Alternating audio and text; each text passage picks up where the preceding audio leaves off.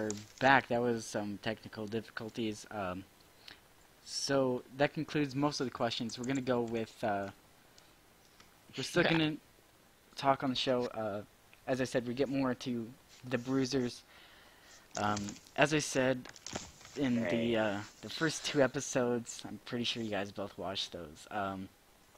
I kind of called you guys out a little bit. I said I didn't know about you guys. I didn't know if you guys were going to be able to compete with the big dog teams, and the Raiders were a big dog team. I said that, and you guys didn't compete. Well, that's kind of. We competed for a while. We just kind of blew up at the end. Yeah, that's what happened. Because we were kind of having problems as a team. We lost level and Nuzo to the Raiders that pretty much destroyed us there. But they didn't give me any warning either. They just kind of walked up to me and said, "Hey, can we get traded?" Okay. Well, those are things that you're gonna have to deal with. You're not gonna have all the players that you want when you need them. You guys are gonna have to find ways to cope with that. Do you guys, with that loss, do you think you will be able to come back stronger and compete with the big dog teams again? Well, yeah, the thing is, the game we lost to the Raiders, missing a lot of defensive starters. Matthew had lag problems. And also, we got Desmond Sanders, a very good replacement running back. In the game, he did very well. Red Bull's a good rookie running back for us. At running back, I think we're still sound. However, level is probably better than them, but they're still very high-level replacements. Yes, but I still want you guys to go more into depth. I mean, obviously, I'm pretty I don't know if everybody knows this. I didn't know until you guys told me, but Matthew was actually legging out that game. He didn't play. But bottom line is, played part of it. You guys will have to deal with these problems most games you play. Every team has to do it. Are you guys going to be able? Are you guys going to be able to do that? I mean, you guys weren't. That game was not competitive at the end. The Raiders kind of stole that game away in the second half. It kind of. I know you guys might get offended by this, but it kind of showed everybody that maybe the Bruisers aren't as good as everybody's saying that they are. You guys were actually 2-1 favorites going into that game. 2-1 favorites, and you guys lost. Explain that. Well, as I said, he was missing a lot of defensive starters. Matthew had lag problems, yada, yada, yada. I didn't do much. I was covered really well. Raider got a touchdown. We didn't... Also, we had problems on defense. Like, I've been saying it for so long to switch on picks, but they still don't do it sometimes. So I think it's just a few things that are my fault that I just have to work out that I have to fix. Do you think you're going to be able to fix them before playoffs? Because I'm pretty sure you guys can make the playoffs, but when you get into the playoffs, you're going to have... You guys will have to face the Raiders. You guys will have to face the Rams. You guys will have to face the Snowhawks. Actually, I've already fixed most of them. Do you have a good backup quarterback? Yes. Who? He actually threw blocks. He threw a touchdown to Desmond Sanders, one of his plays. He didn't get intercepted. He had a turnover on downs because Matthew left him at like a 4th and 3rd. And he did very well, considering that it was his first time in the game. So if I just get him a little more practice, he'll be a very high-level replacement. Okay, but with that, I've called out Matthew many times. Do you think he is your guy, even after this season? Are you going to stick with him? Or are you going to look for somebody else? Do you think he can win you a Victory Bowl championship? Yes or no? Or no. or no. I think he can. It just depends on who we put around him. Like, the very beginning of the season, he played really, really well because he had the Raider and Little Oaks, so he couldn't really screw up that much. And we lost Little Oaks, but me and Raider is still a good receiving duo for him. But once he gets home from Turkey, which I think will be before Week 7, I think, and he gets rid of the lag, he'll be a ton better. And we haven't really seen the real him because he's had lag problems in Turkey. But when he was the head coach for the Huskies, his record was horrible. What makes you guys a better fit for him? 1-5. 1-5. Yeah. You think I'm pretty sure. you think a quarterback and a head coach for a 1-5 team can take you to the Victory Bowl? What has he done to prove to you that he can? He's 3-1. 3-1 against an easy schedule. One loss to the only team that And he made the struggled. playoffs last year. You struggled versus a good team in the Ducks and barely won. We didn't really struggle that much. We were ahead pretty much the entire game. Tar Heels wasn't even there though. Damien's actually a good backup. I think it's more that they just ran all over us, which was the problem. What was the final score of the game? We won by 5, however they scored Exactly. it down with a Hail Mary at the end of the game. I don't think a last-second Hail Mary when you're down by 13 does much. Yeah, but it still affects the after score. That's too close of a game. He hasn't proved himself yet. I mean, as I said, you're trusting a 1-5 quarterback. That's his all-time record before the season. I mean, like, no offense to him or anything, but if you went 1-5 and you came to my team and you said you wanted to play quarterback, I would think that you were crazy. Do you mind if I say a little thing about the topic? Yeah, go ahead. Well, honestly, I know Knight likes him a lot, but I can't really put my head on him that much or understand how he plays because I'm an okay wide receiver. I can get open if you need me to, but whenever I'm open, he seems to be sacked for like 50 yards or throw to the wrong person. He's only I'm been just sacked. saying, like, I don't like to call him out, but it's pretty much I'm calling him out. He hasn't proven me anything at all. Like, I know I'm just saying. But I know he's proved a lot to Knight, but he hasn't proven much to me. Well, with the sacks thing, he's only been sacked 3 times without, like, huge lag spikes, so I don't really think that's a big problem. But also, Wait, hold on.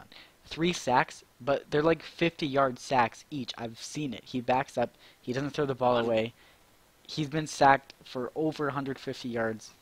That's pretty bad. No, not that much. Oh, How do you think the hashtag pulled a Matthew means? That's because His own players made that. Me and Major both made that because he gets sacked for like 56 yards. he did. 2 of his sacks were 15 yards. I forget the other one. I think the other one was really bad, but I don't know. I've seen him actually in practice. Well, like in scrimmages and stuff. He gets sacked way too much. As a coach who doesn't play quarterback, how do you coach a quarterback that went 1-5, and how do you put your confidence in him that you think that he is your answer? You think that he can compete with Bunglas, he can compete with Flaming Moosh, he can compete with Mr. Mack, he can compete with Honestly, Colin. like, Bunglas is very trained with quarterback. Matthew needs more training in it. Like, I can't train him. I honestly can't. I don't know how he plays, except that he's pretty much like Jamarcus Russell from the Raiders. That's all I can really say. He throws them touchdown. He throws that touchdown. I think my main thing with him is when he was 1-5, being the assistant head coach of the Huskies for I think a grand total of 4 days before I was made Barton head coach. Yeah, 4 days. I looked at the receivers on that team, and they were so bad. They were terrible. But now he has good wide receivers, and he still gets sacked for over 50 yards. He has me and you and Reboots, and he still doesn't make a pass. Well, he's only been sacked 3 times without lag, so I wouldn't call that a major problem. I mean, He gets sacked in scrimmages, but not in games, which is kind of weird in my opinion. Like, I hate to call out my own player, but just Yeah. this isn't like what he hasn't shown me like anything. Like, he only comes to practice like once or twice. I know he's up in Turkey, so he can't really do much. But you know what? I wonder if Matthew's actually watched this show. Matthew, if you're watching the show, I actually want you on the show. Don't kill me. I want you on the show. I want to interview you. Give me an interview. Give me something. You know what? I still can't wrap around my head. When he came to you, I mean, you had to know that he was 1-5. Why did you say yes? Why did you say we have to have this guy? This guy is Actually, our quarterback. my main reasoning was, as I said, I was the assistant head coach of the Huskies for a grand total of 4 days. But we had like 3 scrimmages, and with me at receiver, he actually threw a ton of touchdowns to me. Like I think there was a scrimmage against the Punishers, nonetheless. I was covered by all of your cornerbacks. I had 4 touchdowns, pretty much torched your entire defense because he was throwing me great passes. So I was thinking, all right, he's good. Hey, Bungless, I caught a touchdown on you. Shut up. Scrimmages mean nothing then. Yeah, but I mean, scrimmages is better than nothing. But it means nothing. I could tell that the main problem was he didn't have receivers. And I Okay. wanted to see if he was like when he had receivers like he does in Barton. And he did a bit better. And we were also good friends in the Huskies, so I wanted to give him a little test. Look, you can take. So you're saying that he doesn't elevate players around him to be good wide receivers. He doesn't elevate players to be better than what they are. So you're saying that. That's my job. Yes, that is your job. However, I know that if you, I know for a fact, you put Colin, you put Bung, you put Mr. Mack, you put Lord Jallis in with not so good wide receivers, I still think that they can get the job done. I still think that they are able to elevate players to play at an extremely high level. But as you just stated, you don't see that out of Matthew. So I mean, out of a starting quarterback, I want him to be my leader. I want him to elevate everybody to play their best. And I definitely don't want him to go 1-5. But one thing, I just want to point out a quote from my good friend here, Bunglist. He said, he said, it's hard to find good quarterbacks in this league, and I've tried pretty hard to find good quarterbacks, and I can't really find any, and Matthew's pretty much the best free agent quarterback I've come across, so. Okay, so next season, if somebody who is a quarterback, throwing some name, just theoretically, obviously, I'm not going to leave. I'm probably going to be the head coach. As stated before, Bungless is going to retire, most likely. Say I hit free agency. Everybody knows I can play quarterback. Do you say, Matthew, you are our guy. Don't worry. Egberts is not going to come and take your job. Or do you say, hey Egg, we need a quarterback. Do you want to come play for us? I'd put you at receiver, actually, because think about it. The 3 receivers, me, Egberts, and Raider, you could put anybody in there and they'd be successful. Okay, say I said I only want to play quarterback. Do you go with Matthew or do you go with me? Are you sold on him? Is he, if you were considering, let's take a real life example considering most people know the NFL. The Rams. Is Sam Bradford the best quarterback? No, he is no Tom Brady, he is no Peyton Manning. But if Peyton Manning hit free agency next season, they would say, Sam, you're our guy, we're going with you. Is it the same with Matthew and the Bruisers? It honestly depends on who the quarterback is. How good they are, if they have any. Matthew is not Sam Bradford. Matthew has actually had success for our team. Sam Bradford and the Rams have just sucked. And Rams fans out there, you suck. That's actually not true. They've gone. They've been. I think.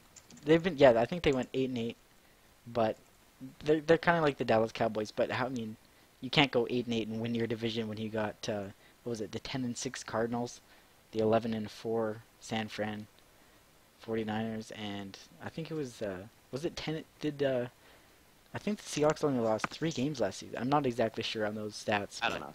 Just ignore that. They almost lost versus Tampa Bay. And, that's my team. So yeah. Anyways, this is OFL, not NFL. So let's continue.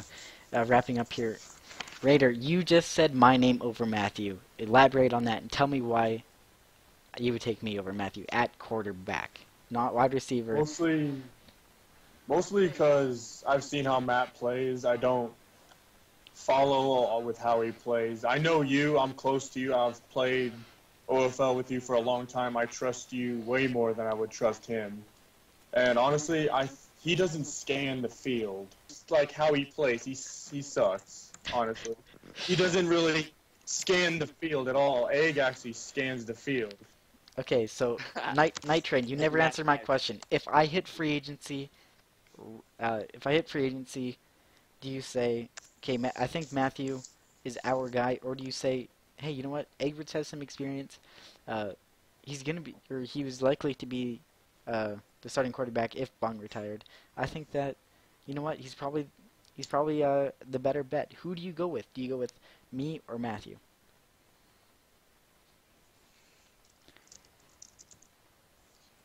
Oh, he's tight. That's someone's tight. Knight, are you gonna answer that or what? Oh, I thought you were asking Raid or how. No, I'm asking you. 100%. Do you He go? putting you in the hot seat. Yes. You never answered my question. You shied away from it like a head coach. Okay, you're not the Patriots. You're gonna answer my question right now. I'll be honest. I've never seen you a quarterback. Even though I was on the Punishers for a little bit, I never really saw you. I would want to try you out first. Okay, even if you didn't see me, that's actually a better example. You didn't see me, but everybody's telling you that I am the next best thing. Do you I'd go make you with laugh. me or do you go with Matthew? Do you even try me out or do you say, we're not looking for a quarterback, Matthew is our guy, we're not in the market for a quarterback? I would try you out and see how good you are. So you're saying that you're not completely sold on Matthews, so if somebody else came by, you'd give them a chance instead of saying, Matthew's our guy, we're not looking for one. I would give you a chance. Okay, so don't beat around the bush here. He's basically saying that you're not completely sold on Matthew, and if there's anybody out there that's trying to compete for a quarterback spot, it's actually really hard. I don't even think you can make a team as a starting quarterback. I think you have to work your way on as something else and prove in practice that you're the better quarterback. But this episode's dragging on. Unless anybody has any other concluding statements or anything that we missed and want to go over it, I'm just about ready to end this episode. Yeah, we've kind of gone on for 40 minutes. Alright, I'm calling out the Lux, get on the show. I'm calling out Verilion. I'm calling you out. Yeah, brilliant. And I'm calling out, who else? Like, Mr. Mac. I'm calling out Mr. Mac.